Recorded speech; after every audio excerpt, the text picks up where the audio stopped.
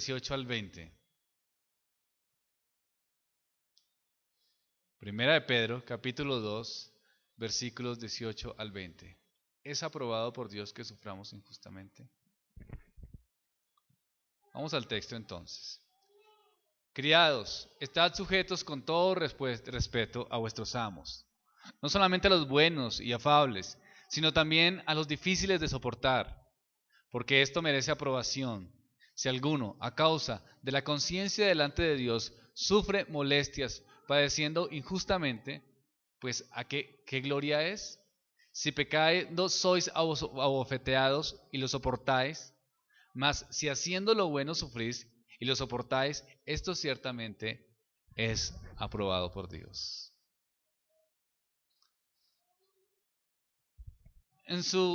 El apóstol Pedro aquí está continuando haciendo un análisis acerca de la sumisión.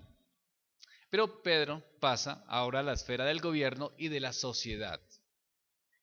Él aconseja a los lectores que respeten a las autoridades constituidas y a los siervos que se sometan a sus amos. Y toca un tema importante aquí, y es el tema del sufrimiento. A una iglesia que está siendo perseguida, una iglesia que está sufriendo también por el imperio, que está buscando cómo blasfemarlos y cómo llevarlos al sacrificio y a la muerte. Entonces, aprovechando el tema del gobierno, también enseña una doctrina no esperada, y es la que Dios aprueba el sufrimiento. Versículo 18, vamos a entrar de una vez al texto. Criados, estad sujetos con todo respeto a vuestros amos, no solamente a los buenos y afables, sino también a los difíciles de soportar. Aquí la palabra criados también se puede traducir con la palabra esclavos. Pero en el texto original también se dice siervos de la casa. En nuestra sociedad presente desconocemos la esclavitud, pero cuando abrimos las escrituras leemos acerca de esclavos o siervos. Dada nuestra falta de conocimiento de este tema, muchas veces nos formamos una imagen incompleta de las condiciones de vida de los esclavos, especialmente de aquellos a quienes se dirige Pedro. Algunos historiadores describen la vida de un esclavo en el Imperio Romano. Manifiestan que las condiciones de vida de muchos esclavos eran mejor que las de los ciudadanos libres. Es decir, habían ciudadanos libres en el Imperio Romano que no tenían dónde dormir porque eran muy pobres y les tocaba dormir en las calles, o si no, en cuartos muy baratos. Y hay considerable evidencia que los esclavos vivían dentro de los confines de la casa del amo, o sea, vivían un poco mejor que muchos ciudadanos libres. Además, vivían en el piso superior de la casa del dueño, cuando los dueños tenían un tipo de casa como de campo.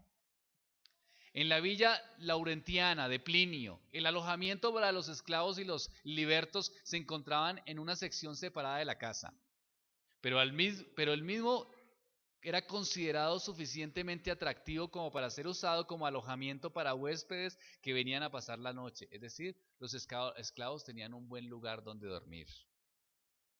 En cuanto a la comida y ropa, el esclavo no era inferior al hombre libre de habilidades similares. El hecho de que la mayor parte de los esclavos de Roma vestían tan bien como los hombres libres queda indicado de un modo poco usual. Por ejemplo, Séneca declaró que el Senado había introducido una ley para que los esclavos vistieran de manera diferente a los hombres libres para poder identificarlos. O sea que podemos inferir que los esclavos vestían bien. Pedro exhorta entonces a los esclavos a someterse a sus amos con todo respeto. Las palabras suyas son ecos de la palabra de Pablo, que en sus cartas repetidamente aconseja a los esclavos que obedezcan con respeto a sus amos. Efesios capítulo 6, versículo 5. Efesios 6, versículo 5. Dice, siervos, obedeced a vuestros amos terrenales. ¿Cómo deben obedecerlos según el texto? Con temor y temblor, con sencillez de vuestro corazón como a Cristo. Criados, estén sujetos con todo respeto a vuestros amos, no solamente a los buenos y a los afables, sino también a los difíciles de soportar, dice Pedro. Volvemos a nuestro texto. Primera de Pedro, capítulo 2. Pedro entonces no explica con claridad la palabra respeto o el término respeto, pero el contexto indica que los esclavos son cristianos en tanto que sus amos no lo son. Entonces, Pedro va a entender que los esclavos deben respetar a sus superiores y de este modo deben temer a Dios. Pedro utiliza la palabra amos, que significa dueño, el cual recibimos el término, un término como déspota. Este término sugiere el poder ilimitado de la autoridad de un señor. Denota al señor como dueño y amo de la esfera de la familia y la vida pública, en las cuales dicho señorío a veces da pie a la dureza y al capricho. Este mensaje de Pedro, que imparte a los esclavos, algunos de ellos servían a amos que eran buenos y considerados, pero otros tenían que sufrir los caprichos de amos injustos e inescrupulosos. Describen a los amos también como difíciles de soportar, es decir, insoportables. Pedro está perfectamente informado del sufrimiento injusto que muchos esclavos tenían que soportar. Por consiguiente, él avanza en su exhortación y escribe, vamos al versículo 19, porque esto merece aprobación. Si alguno, a causa de la conciencia delante de Dios, sufre molestias padeciendo injustamente, Pedro le está diciendo, algunos de ustedes tienen que someterse, perdón. Todos como esclavos tienen que someterse a sus amos. Si sus amos son complicados, deben hacerlos. ¿Por qué? Porque esto merece aprobación. Si alguno, a causa de la conciencia delante de Dios, sufre molestias padeciendo injustamente. Si bien Pedro se da cuenta del sufrimiento que los indefensos esclavos tienen que soportar de malvados amos, él ahora aplica el alcance de lo que dice e incluye a cualquiera que experimente el dolor o el sufrimiento injusto. En otras palabras, Pedro ya no está dirigiéndose únicamente a los esclavos, sino también a todos los lectores de la carta. Pero revela la influencia que la enseñanza de Jesús ha tenido, ya que utiliza su mismo lenguaje para evaluar el sufrimiento humano. Jesús siempre cuestionaba los motivos que llevaban a una persona a amar a alguien y a hacer el bien o a presentarle algo. Pedro afirma que merece aprobación, sufrir dolor injustamente. En el griego se usa la misma palabra, aprobación, que es para el entender la comprensión de mérito. Jesús hace la siguiente pregunta retórica. Vamos a ver Lucas capítulo 6, versículo 32. Lucas 6, 32.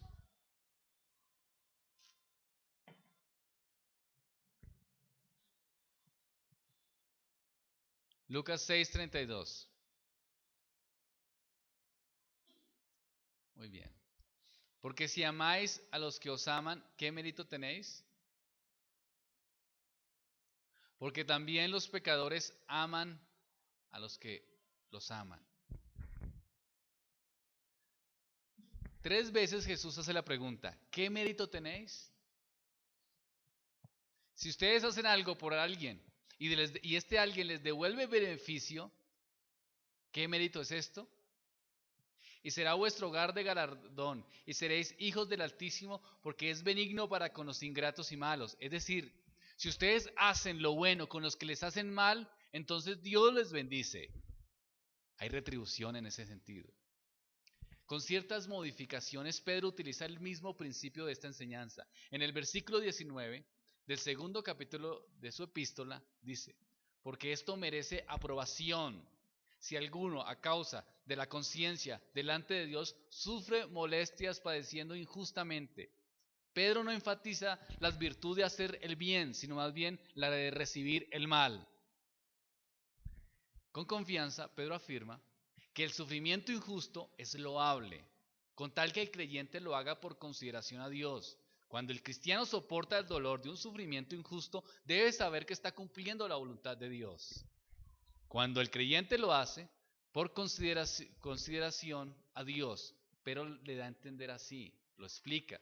Dios le da fuerzas necesarias para soportar el dolor, le extiende su gracia y misericordia y está totalmente en control de toda situación. Qué gran verdad esta, ¿no? La obra de Dios, la soberanía de Dios no deja que nada quede sin su control y su justicia. Podemos descansar en su descanso y su aprobación. Todos nosotros podemos experimentar sufrimiento injustamente, pero si lo hacemos de esa forma, injustamente, podemos tener la confianza de que Dios nos dará la fuerza para soportarlo. Si lo hacemos justamente, ¿tiene sentido esto? Si usted sufre por el mal que ha hecho y soporta ese sufrimiento, ¿tiene algún significado especial ese sufrimiento que usted está viviendo? No. Pero si usted está sufriendo por alguna injusticia y más aún por la causa de Cristo, ¿qué dice el Señor en su palabra? ¿Que esto es malo o que esto es bueno? Es aprobado por Dios. Dios aprueba que nosotros suframos injustamente. Pero Dios lo aprueba ¿por qué? Porque nos da las fuerzas necesarias para soportar ese dolor. Y su gracia es extendida a nosotros y nos da el ánimo. Y podemos comprender su misericordia y su gracia, como veíamos esta mañana. Dice el versículo 19, si alguno a causa de la conciencia delante del Señor. La traducción a causa de la conciencia hacia Dios describe la relación del creyente para con Dios. Dada esta conciencia de Dios, el cristiano tiene la capacidad de soportar el dolor, el sufrimiento y la injusticia.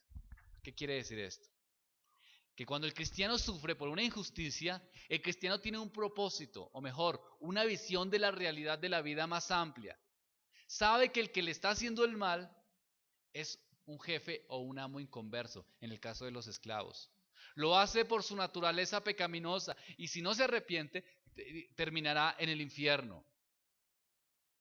Cuando estamos sufriendo injustamente, reconocemos que el que nos hace sufrir, o las personas, o el grupo, o la persona en particular, tiene un problema. ¿Cuál es el problema? Que no conoce al Señor. Y al no conocer al Señor, hace el mal. Entonces nuestro panorama es más claro. El no creyente, cuando alguien le hace sufrir, lo toma a nivel personal y está siempre pensando que en algún momento quisiese vengarse del otro. Pero el cristiano sabe que esta persona que le está haciendo mal no conoce al Señor y necesita conocer la verdad. La perspectiva es más amplia. ¿Y qué tiene al respecto de este? Pues tiene misericordia, diferente. Los hombres que iban maltratando al Señor Jesucristo, que lo iban golpeando y que finalmente lo crucificaron, ¿qué dice el Señor en la cruz? Padre, ¿qué? Perdónalos, ¿por qué? Porque no saben lo que hacen. ¿Cuál era la perspectiva de Jesús en la cruz y cuál era la perspectiva de los que lo estaban golpeando? La perspectiva de los que lo estaban golpeando era hacerlo sufrir, pero lo estaban haciendo sufrir en su ignorancia. ¿Y cuál era la perspectiva de Jesús? Tenía el panorama completo. Sabía que ellos hacían lo que hacían en su qué, en su ignorancia, en su poco conocimiento. Entonces muchas personas vienen a hacer sufrir al cristiano y el cristiano debe reconocer que aunque es injusto su sufrimiento, sabe que es de parte de Dios y es aprobado por Dios además. Pero tiene misericordia de aquellos que le hacen sufrir y no se resiente y no se amarga, porque sabe y reconoce que estos necesitan de Dios. Cuando usted va manejando el carro, a veces uno se encuentra con personas groseras. ¿Cómo es la reacción del cristiano? ¿Bajarse y sacar la cruceta también? ¿Qué reconoce el cristiano? Que aquellas personas están en una situación, su pensamiento está oscurecido, ven las cosas de su realidad mediática, están llenos de afán, llenos de odio, llenos de rencor, de problemáticas, y entonces están buscando dañar al otro en diferentes circunstancias cuando se presenta la oportunidad. ¿Cómo reacciona entonces el cristiano? Con un panorama más abierto, es decir, reconoce que esta persona necesita de Jesús, necesita de la obra redentora de Cristo. El panorama es más claro, ¿no?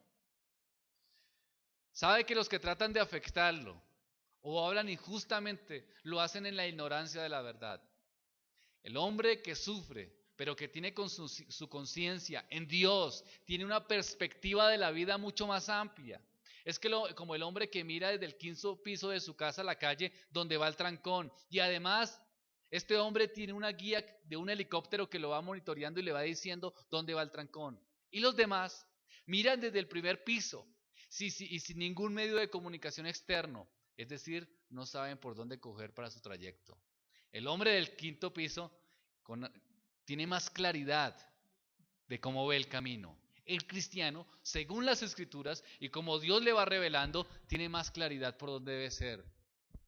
Los demás ven oscuramente, no son claros en su mirada. Y por eso es que tratan de hacer sufrir a los otros. Las personas que hacen sufrir están llenas de odio, de rencor y tratan de afectar a otros. Yo conocí el caso de una mujer que vivía muy amargada por su condición física y trataba a sus empleados con groserías. Muy fuerte, ¿no? Muy fuerte con groserías. Y en algunos momentos podría hasta levantarse a golpes con uno de sus empleados, siendo ella una mujer. ¿Por qué lo hacía? Por la amargura de su corazón, porque no se quería, porque no había conocido del Señor. Ahora, ¿cómo reaccionaban sus empleados a ella? Buscando cómo hacerle el mal, pidiendo cada día de sus días que algo le pasara, llenos de rencor. ¿Por qué? Porque ellos estaban en la misma condición, una condición caída, que su única visión es la que tienen al frente. Pero si hubiese una persona que realmente amara al Señor y fuese cristiana en ese grupo de trabajo, ¿cómo debería ver a este jefe? Como alguien que está sin esperanza y que necesita de un redentor.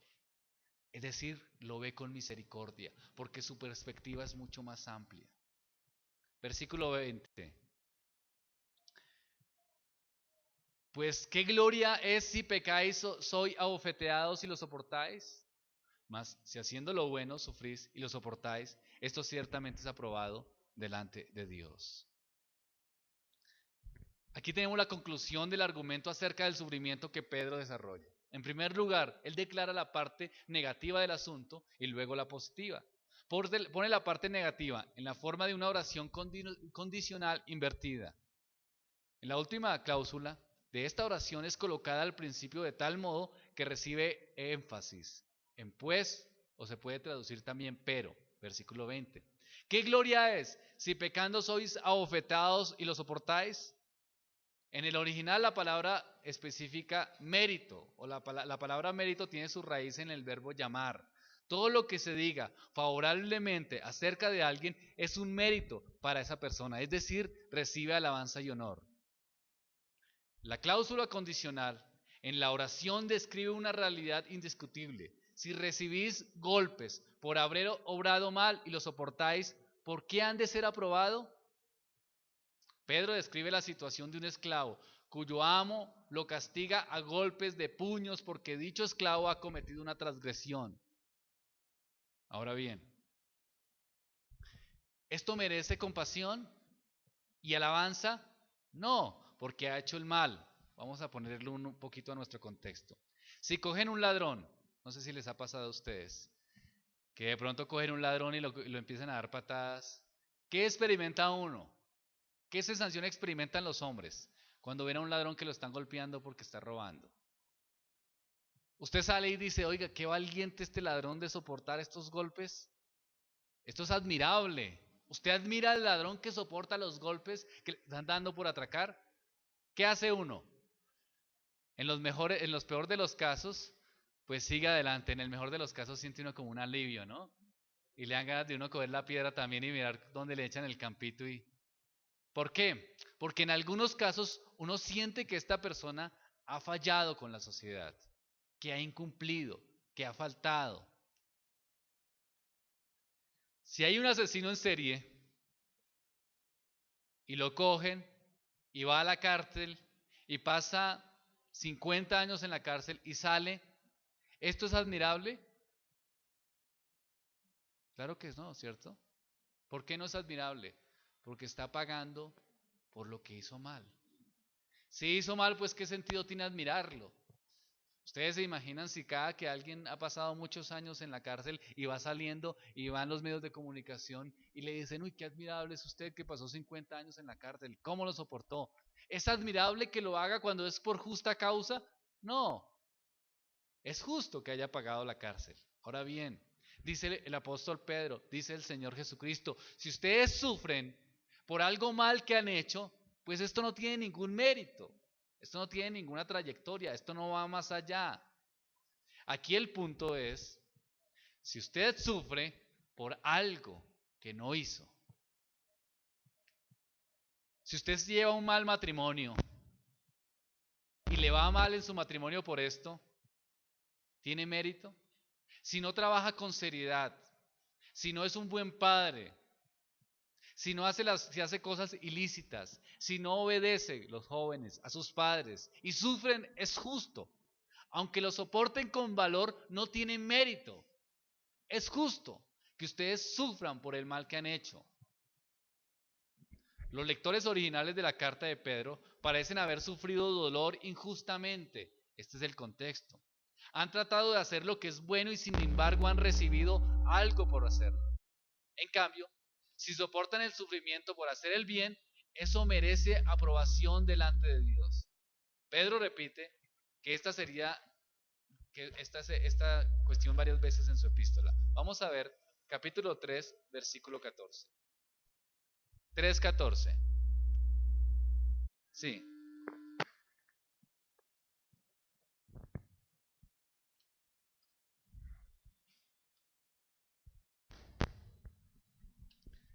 3:14 de Pedro. Primera de Pedro, capítulo 3, versículo 14.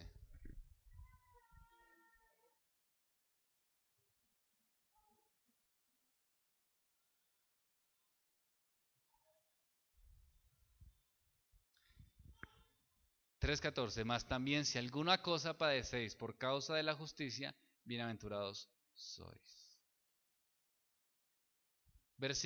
Capítulo 3, versículo 17. Porque mejor es que padezcáis haciendo el bien, si la voluntad de Dios así lo quiere, que haciendo el mal. Ahora vamos al capítulo 4, del versículo 13 al 16, de Primera de Pedro.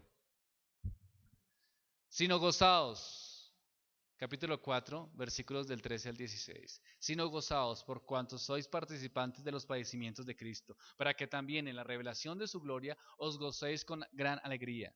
Si sois vituperados por el nombre de Cristo, sois bienaventurados, porque el glorioso Espíritu de Dios reposa sobre vosotros. Ciertamente, de parte de ellos, Él es blasfemado, pero por vosotros es glorificado.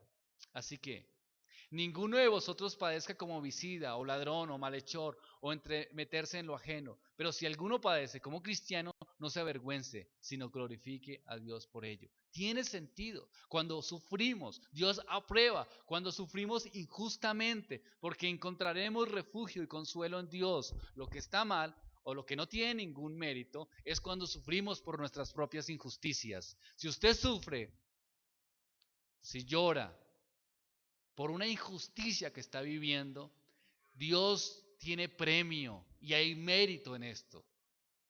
Si hacéis el bien a los que hacen el bien, ¿qué mérito tenéis? Dice el Señor Jesucristo. Cuando un esclavo cristiano hace su trabajo en armonía con la voluntad de su amo, generalmente lo hace en la armonía con la voluntad de Dios. Si el esclavo hace bien su tarea, pero su amo perverso igualmente lo castiga, entonces ahí sufre injustamente.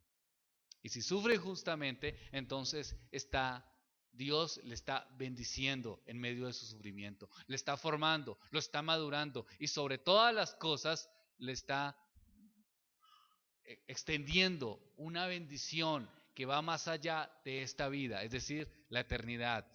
Tendrá mérito y tendrá recompensa. Siempre que sea posible debemos evitar de buscar el castigo inmerecido, pero cuando el sufrimiento es inevitable, debemos soportarlo. pacientemente, sin quejarnos, porque entonces sabemos que estamos cumpliendo la voluntad de Dios y recibimos su alabanza. Es gloria sufrir injustamente. Un sufrimiento tal, dice Pedro, palabras del versículo 19, primera de Pedro capítulo 2, versículo 19. Porque esto merece aprobación. ¿Sí notan? Merece aprobación delante de Dios. Además, aunque el sufrimiento injusto pueda dar lugar a la compasión entre los hombres, ante los ojos de Dios, el que sufre recibe alabanza y aprobación. Y eso no lo dijo solamente Pedro, también lo dijo Cristo. ¿Se acuerdan las bienaventuranzas? Mateo capítulo 5, versículo 11.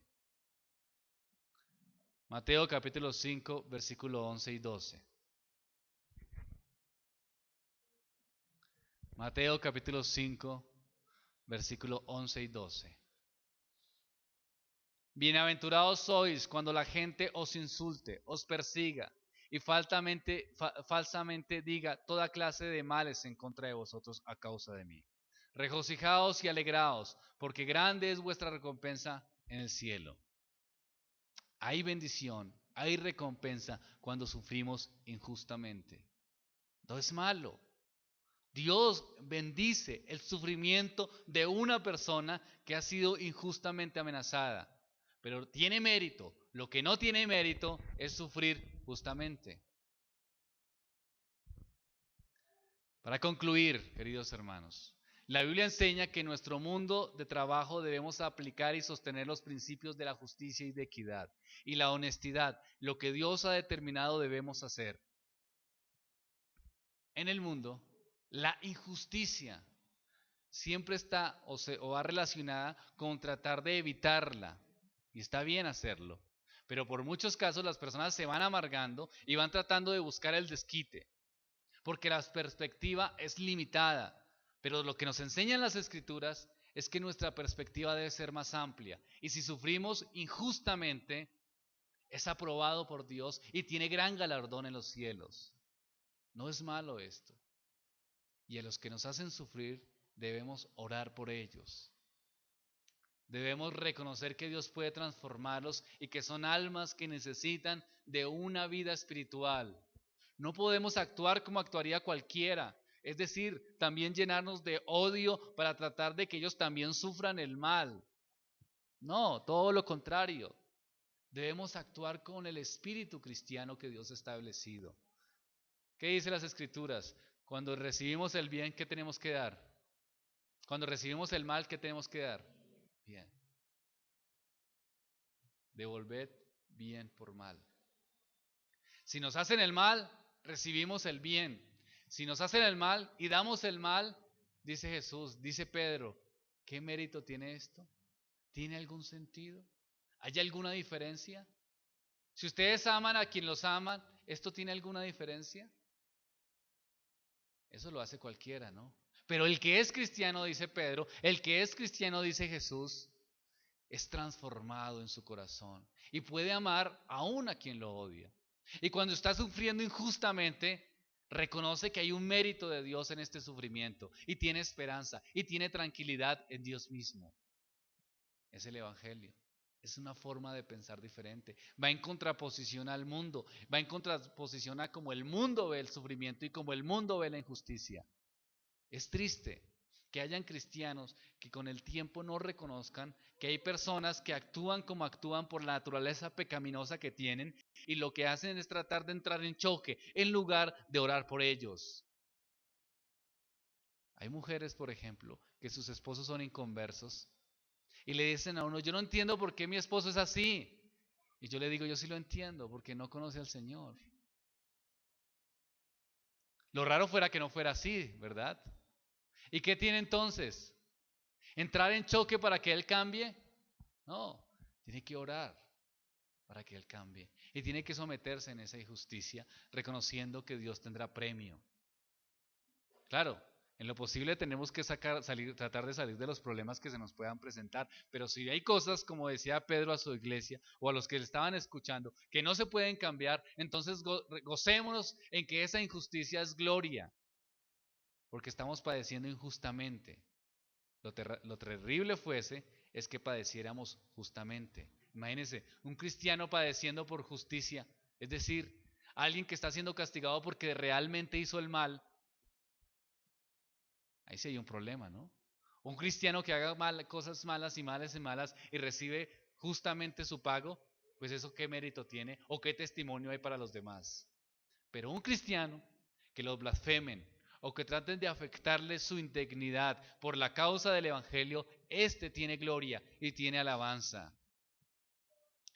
Cuando vino la reforma protestante del siglo XVI y se levantó todo lo que es el movimiento reformado en Europa, se creó la orden de la contrarreforma. Vino la contrarreforma en 1500, bueno, no recuerdo bien, 35, 45, y ahí se formó el grupo de Ignacio de Loyola, lo que se llaman los jesuitas. Y los jesuitas fueron enemigos acérrimos de los protestantes que se estaban levantando. Y la técnica para tratar de que frenar el avance de la reforma, una de las técnicas que utilizaron fue contratar, por ejemplo, mujeres muy bonitas para hacer caer a los pastores en pecado. Tremendo, ¿no? Y si no podían hacerlo caer en pecado, entonces les hacían una mala fama, pero sufrían injustamente, tratando de evitar que la reforma se extendiera. Los hacían de alguna forma blasfemar el testimonio que ellos tenían. ¿Esto afectó sus vidas cristianas? Claro que sí. Pero pasaban en la historia con gloria. ¿Por qué? Porque por gracias a ellos no se dieron hacia el pecado, no se dieron a los malos testimonios, sufrieron injustamente con valor y hoy en día el Evangelio se sigue y se sigue extendiendo y seguimos disfrutando de las verdades cristianas, de las verdades del Señor, por hombres y mujeres que en su momento sufrieron la persecución y sufrieron la injusticia. Hay una biografía de Martín Lutero que dice que Martín Lutero era un borracho alcohólico. Y dice en la biografía, estaba leyéndola hace poco, que él se dio cuenta que sus doctrinas fueron sacadas en medio de borracheras. ¿Ustedes se imaginan esto? Que Martín Lutero descubrió tantas verdades sacadas del griego y sacadas del hebreo en idiomas originales, sacándolas borracho. ¿Eso qué es? Mentiras. Y todo esto se montó ¿para qué? Para tratar de evitar la extensión del Evangelio y que la reforma se diera en Europa. Pero todos esos fueron esfuerzos vanos. ¿Por qué? Porque estos hombres soportaron la injusticia con valor, con el valor que solamente Dios puede dar. Y sobrepasaron y siguieron adelante. Cuando tuve la oportunidad de dar los programas en BBN, hablando sobre los movimientos religiosos carismáticos, y la explotación económica que estaban teniendo, mucha gente escribía correos diciendo que yo era un resentido porque era pobre. Entonces el problema mío era que no tenía un buen carro. El problema mío era que no tenía una iglesia grande. Entonces yo hablaba desde el resentimiento, blasfemándolo a uno. ¿Sí me hago entender? Blasfemando. Equivocados, engañados en sus propios preceptos, en sus propias ideas, tratando de afectar al otro, no con doctrina, sino con ¿qué? Con chismes. Cuando una persona no puede levantarse y decir, mire, como yo les escribí en algún momento, les dije, y lo dije por radio, si alguno de ustedes realmente tiene cómo convencerme de acuerdo a las escrituras, pues yo cambio. Y yo me vuelvo su discípulo. Y me voy para la iglesia donde usted me diga. Porque si es de acuerdo a las escrituras, pues tengo que hacerlo. Y nadie me contestó de acuerdo a las escrituras. Sino que ¿qué atacaban? A la persona. A la persona. Y yo no mencioné ningún nombre, solo dije los movimientos modernos, esto, sin mencionar nombre. Y todo el mundo se sintió afectado, no sé por qué. Sin atacar personas. Pero ellos en retribución me atacaban a mí como persona. Muchas personas hacen eso y tratan de buscar cómo atacarlo a uno deteniendo o manifestando mejor injustamente un lenguaje y una forma de decir las cosas. Soportamos injustamente, como soportaron los reformados. También vemos el caso del escritor del Progreso del Peregrino, Juan Bunyan, que también fue blasfemado. Vemos el caso de la misma iglesia, cuando fueron blasfemados diciendo que habían quemado a Roma, siempre buscando cómo blasfemarlos y hacerlos sufrir injustamente. Pero la iglesia siempre se sostuvo. Así que hermanos, si ustedes sufren por injusticia, es de bendición de Dios y hay esperanza y hay corona. Pero aquí el problema no es ese. Aquí el problema es sufrir justamente. Si sufren ustedes justamente, eso no tiene ningún mérito. Si usted es un mal empleado, que desperdicia su tiempo en su trabajo, está pecando contra Dios. Si es un empleado